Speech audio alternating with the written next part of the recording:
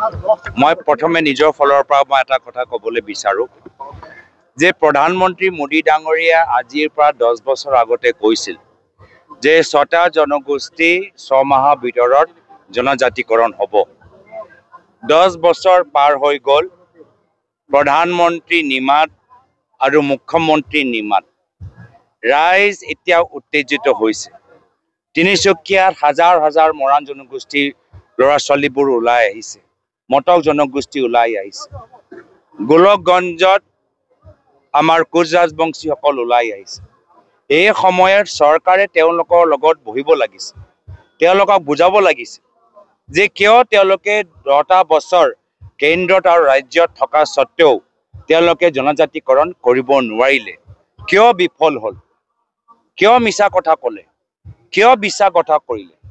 কিন্তু ৰাইজক নিজৰ মুখখন দেখুৱাতকৈ, ৰাইজৰ লগত আলোচনা কৰাতকৈ আজি তেওঁলোকে বিশেষকৈ হিমন্ত বিশ্ব শৰ্মা ডাঙৰীয়া অসম আৰক্ষীক পঠাই যিদৰে নিম্ৰভাৱে বৰ্বৰভাৱে কোচ ৰাজবংশী যুৱক যুৱতীসকলক মাৰিছে, তেওঁলোকৰ তেজ ওলাইছে, আমি তীব্ৰ ভাষাৰে আমি গৰিহণা দিছোঁ।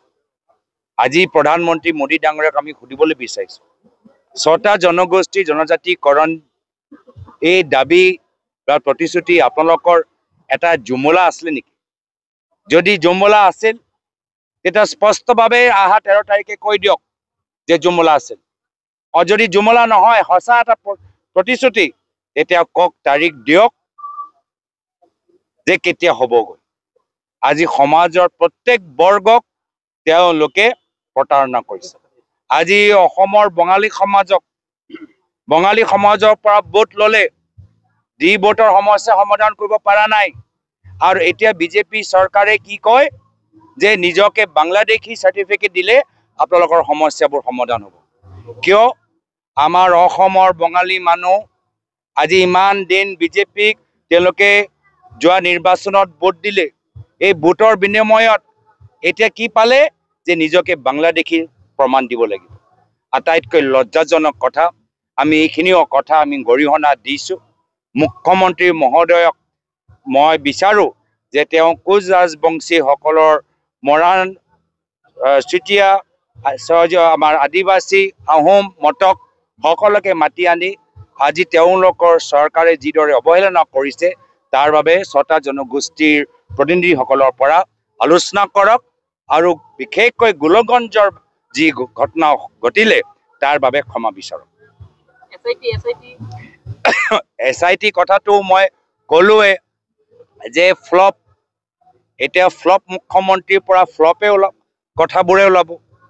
তেওঁ মাত্ৰ এইটো বিষয়ত ফ্লপ নহয়, আৰু কিমান বিষয়ত তেওঁ ফ্লপ হৈছে। ফ্লপ মুখ্যমন্ত্ৰীয়ে কৈছিল যে মই ভাৰতৰ 5টা শীৰ্ষ ৰাজ্যৰ ভিতৰত অসমখন মই দেখিবলৈ বিচাৰোঁ।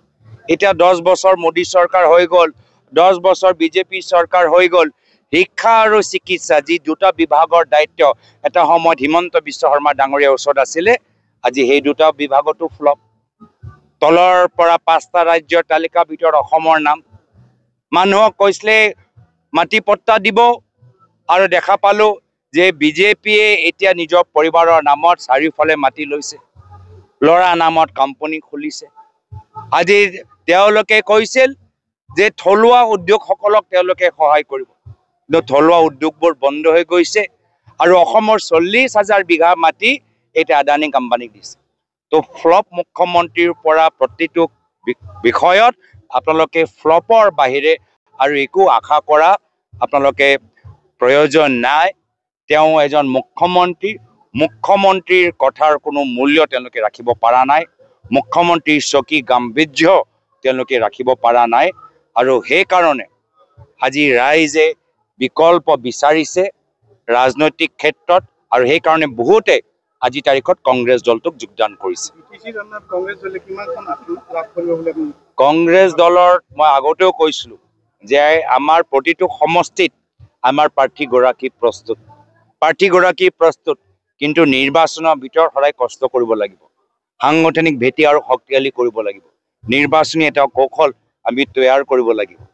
আজিৰ তাৰিখত যিদৰে BTR নিৰ্বাচনত আমাৰ কংগ্ৰেছ দলৰ আমাৰ প্ৰাৰ্থীসকল, আমাৰ কংগ্ৰেছৰ বিষয়াসকল, বিধায়কসকল যিদৰে কষ্ট কৰি আছে, মই তেওঁলোকৰ কষ্টৰ প্ৰতি শ্ৰদ্ধা নিবেদন কৰি যথেষ্ট সন্তুষ্ট।